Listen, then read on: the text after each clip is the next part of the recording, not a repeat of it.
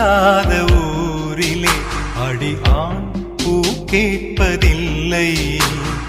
பெண் இல்லாத ஊரிலே கொடிதான் பூ பூப்பதில்லை.